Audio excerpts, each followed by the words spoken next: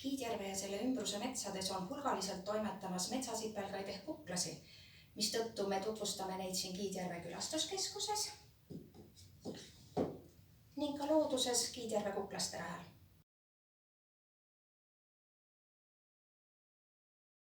Aga kas sa tead ka, kui palju on maailmas sipelgaid?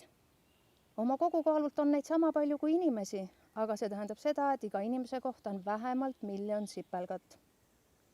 Sipelgad elasid maa peal juba palju ennem kui inimesed, lausa dinosaurused elasid nad üle. Meil on neid palju õppida. Nende majandus, nende oskamine hakkama saada, nende sotsialiseerumine, see kõik on väga põnev. Tule vaata ja kuula ja uudista ka meie infotahvleid raja ääres. Ja selleks, et me rajal neile liiga ei tee, oleme me paigaldanud siia toredad rohelised sillakesed ja puidussillakesed, et sa neile peale ei astuks.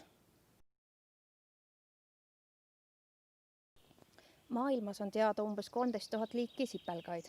Arvatakse aga, et neid võib olla isegi rohkem, kuskil 30 000. Eestis on seni kirjeldatud 45 liiki sipelgaid. Tuntuimad neist on punakaspruunid metsasipelgad ehk kuklased, keda on kokku 7 liiki. Eestis kuuluvad metsakuklased ka 3. kategooria kaitsealuste loomaliikide nimistusse. Kiidjärvel elab kuklaseliikidest kõige keerukama struktuuriga laanekuklane. Nad moodustavad võimsaid kolooniaid, kui metsi kuklasesõbralikult majandatakse. Neile sobivas metsas peavad olema väiksed lagealad, et oleks päikesevalgust ja soojust, et seal saaksid kasvada rohttaimed ning noored puud, millel toituvaid putukaid kuklased omakorda toiduks kasutavad. Aga peavad olema ka suured puud, tavaliselt kuused, mille jalamile ehitatakse pesad ja millel kuklased saavad kasvatada lehetäissid. Põlismetsas on kuklaste liigirikkus küll suurem, kuid väga võimsaid kolooniaid seal ei teki, sest seal on pime.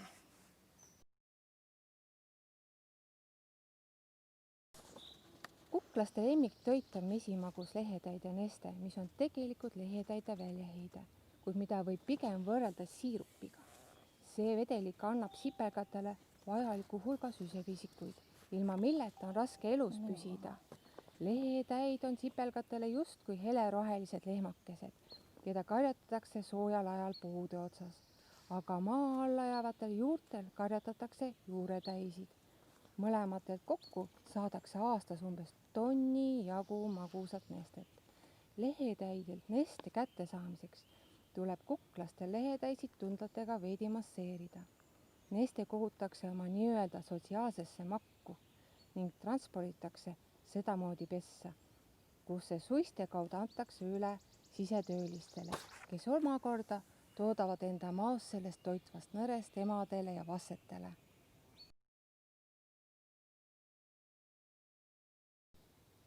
Üks suur sipelgapere püüab aastaga toiduks umbes 8 miljonit väiksemat metsaputukat, tihti katsutakse jõuduga põrnikate ja röövikutega, et vassetele valgurikast toitu varuda.